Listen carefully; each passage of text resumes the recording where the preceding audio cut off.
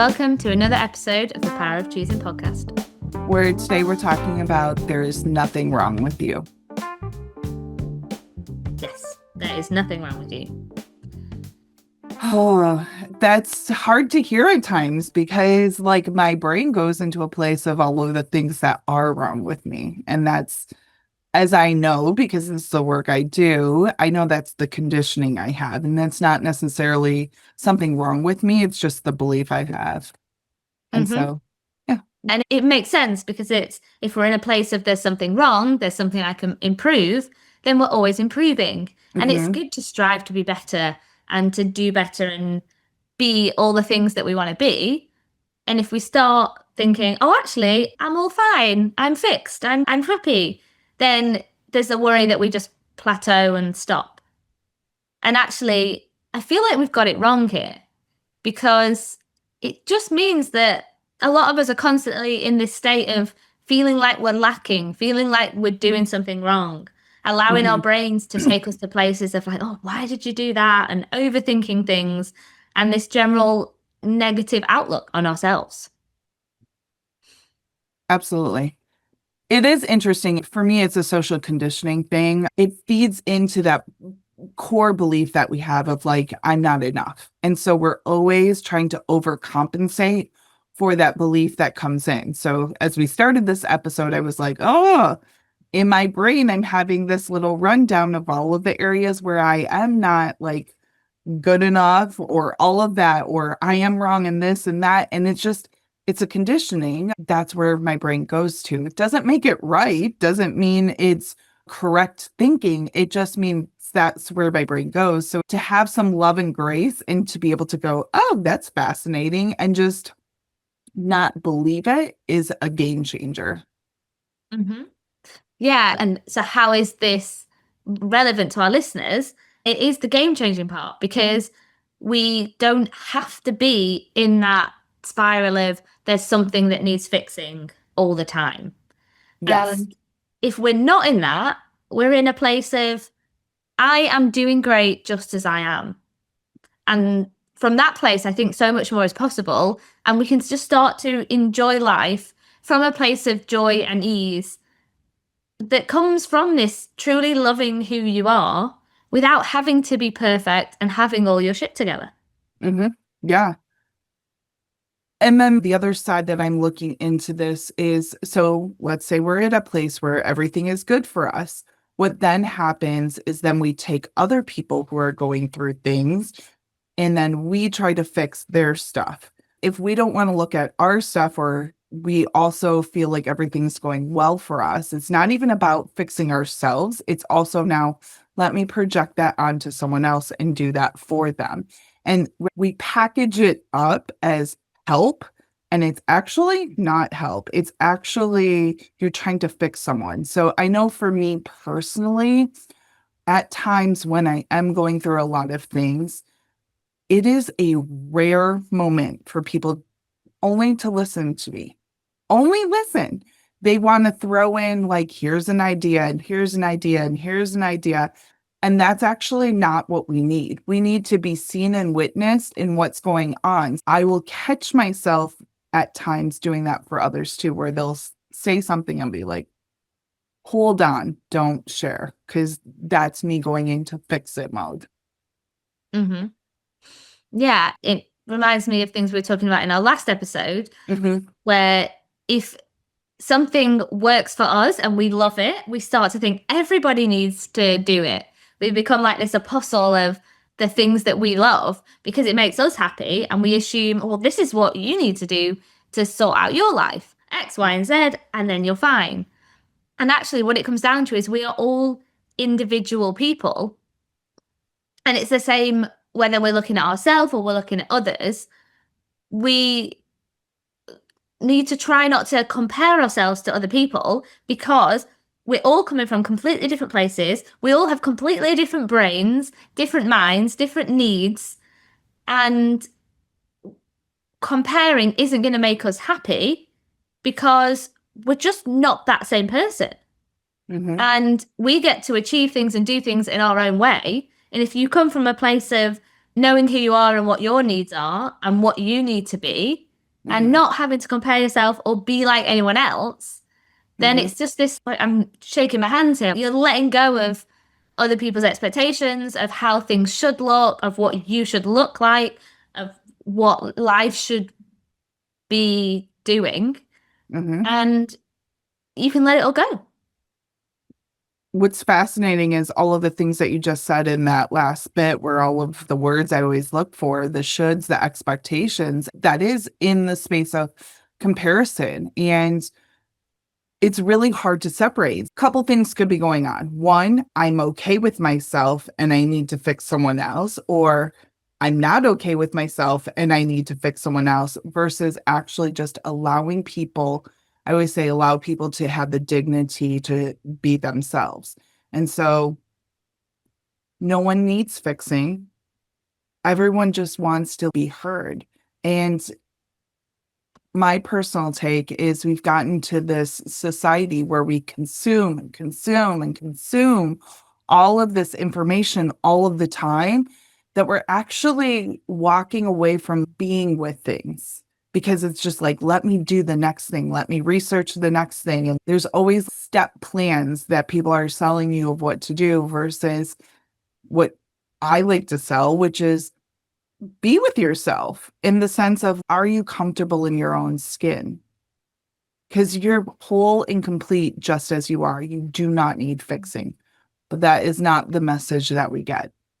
Mm. I love that. You're whole and complete just as you are. Hmm.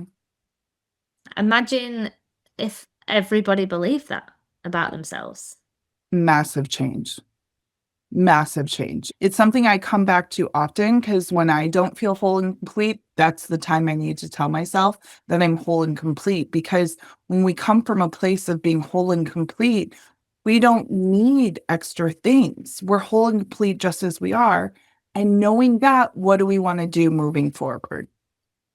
Yeah, that's the key, isn't it? It's not a I'm whole and complete, I can relax and never get anything done again. Hmm. It's a I'm whole and complete, so how can I use that to move forward to become the version of me that I want to be? Hmm. And from that place of I have confidence in my abilities. I like who I am. I can speak to people. I can ask for help. I can do all the things that are going to make me getting to the next stage of my life easier Hmm. because from the inside, I know I deserve it and I know I am capable. Hmm.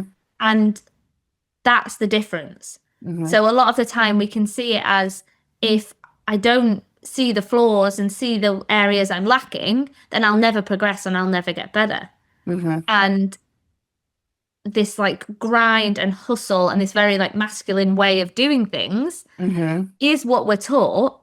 And Hmm. actually, this more feminine, whole, complete, a bit woo, everything's going to work out, trust the universe, is a much nicer way to get to where you want to be.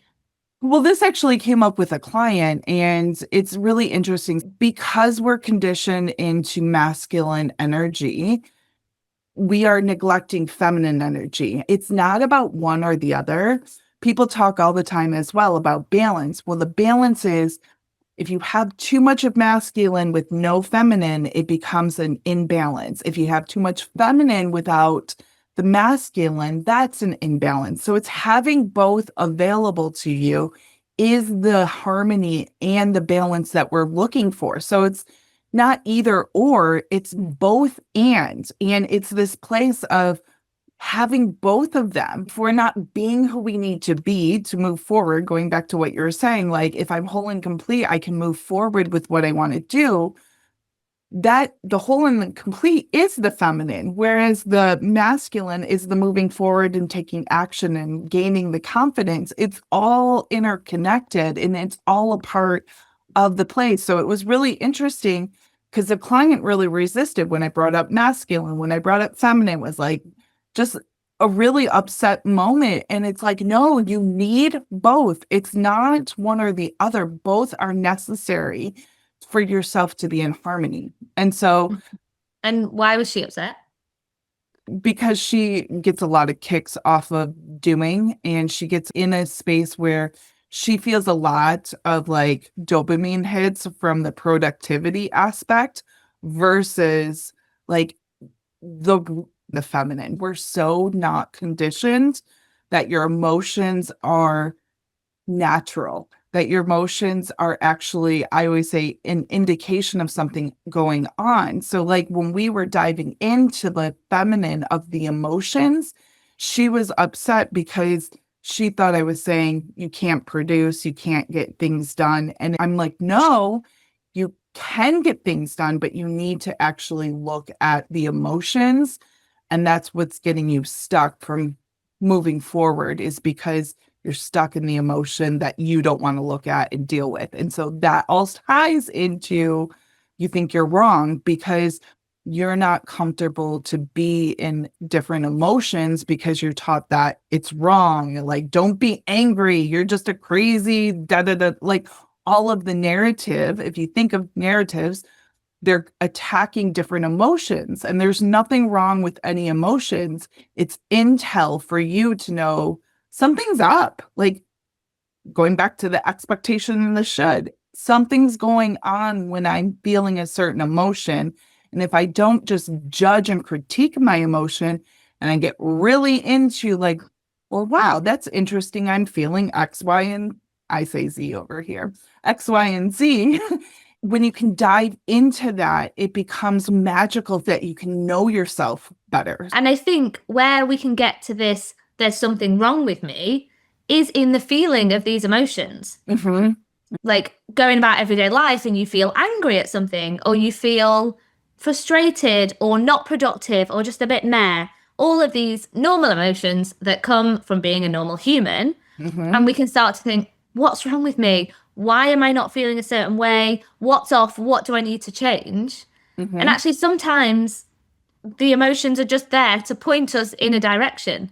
And Mm-hmm. it's information, and we get to be a detective and find out Yes. what it means rather than saying, ugh, like my life's a mess. I need to chuck everything out and start again. Yes. Well, also along these lines, that's why I'm so against toxic positivity, because to me, toxic positivity takes away the anger. Like, not allowed to be angry, just be happy. Da, da, da, da. Like, don't be sad or grieving when those are normal human experiences and they reinforce this narrative that there's something wrong with you. You need to fix something because there's something wrong with you. And there's nothing wrong with you. Yeah. And this is also why people feel the need to fix others, Mm-hmm. is about being uncomfortable with the sadness or what's going on. And I get it. You don't want to see your friend upset, or you don't want to see them Yes. angry, and you're trying to say, oh, don't worry, it'll be all fine. And you want Mhm. them to know that. And that's great. And also, they don't need fixing. And maybe Right. in that moment, they just want to be in that anger, because Mhm. underneath anger, underneath the emotions are like stillness and fineness. Mhm. And we have to let them out. Emotions need to be released. They do. And it doesn't mean you're going to stay in it forever.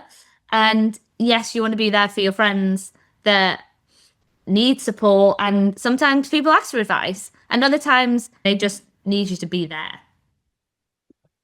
I would imagine we actually, when we ask for advice, don't necessarily want advice. We actually just don't know how to sit with ourselves and actually take a moment to be like, what is it that I actually want? It's easier to be like, give me those 3 steps to be able to figure this out rather than what do I want? And it's always the Mhm. question when I ask clients that they're always like, think it's this great question. And it's just a very simple, what do you want? We've gotten so far away from understanding what we want because we're focused on everything else except for what we want. Hmm. Yeah. And so many of my clients get annoyed at me because they think I'm there to solve all their problems and give them all Yes. the answers. And I'm not. And Yeah. they'll ask me like, well, what do you think? And my response is, well, what do you think? And I keep pushing it back to them, not because I want to be evasive or not helpful, but because I'm not the best person to give them Hmm. the answer, because I'm Hmm. not the expert of their life. So I'm sat here fully trusting that the person in front of me is an expert in their own life, that they're going to be okay, that they are whole and perfect. And that's what I'm giving back to them so they can feel empowered and be in charge and have all the answers of their own life. And they always get there. And it is always so much better than if it came from me. More powerful. Yeah. As coaches, we both know that the answer lies within. And so for us to tell you from our experience is not going to be the same as for you to discover it for yourself. And so that's the beauty of that. What we want people to realize is that our brains do a really good job at telling us where we fall short and where we're not good enough, and how Susie across the road is doing so much better than us, and why is John so confident and I'm not. And we look out to other people doing things that we wish we could, or don't even wish we could, just feel envy because that's the emotion coming up. And we can look at our lives and see where we're lacking. And the key point is that we're not Susie and we're not John. We're ourselves. And that is an amazing thing to be. We have our own uniqueness. We are like no other person on this planet.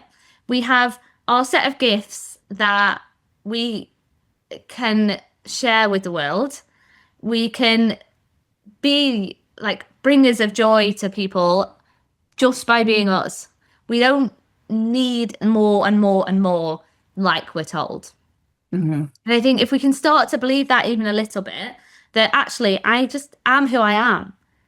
I'm here, which is an amazing miracle that I was born. I have a body that works for me, a mind that works for me. I have my friends, my community. I have people that love me, and I can love myself. There's nothing wrong with you. There's nothing that needs to be fixed. What I want the listeners to take away and to play with in this next week is playing with coming from a space, I'm whole and complete.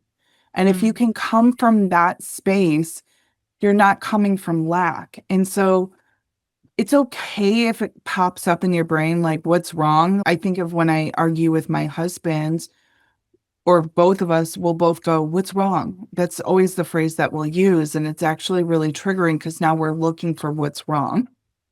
But what I want you to do is, it's okay if that comes out, but what I want you to do is pull back and be like, oh, there's that wrong word that I'm seeing again. I'm whole and complete.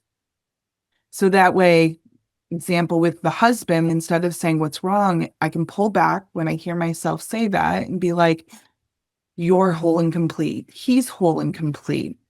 How can I support you? Is there anything that you need right now? Is going to be a different energy than asking what's wrong. And so I want you to play with coming from an energy of I'm whole and complete. And the other person standing in front of me is also whole and complete. And see how that shifts for you rather than what you've been currently doing. And that's what I ask for the listener to take on this week. Yeah, I love that. And I'll leave you with a quote that I sent to my client. What's the best that could happen? Love it. Thank you for coming to another episode of The Power of Choosing, where today we're talking about the fact that there is nothing wrong with you.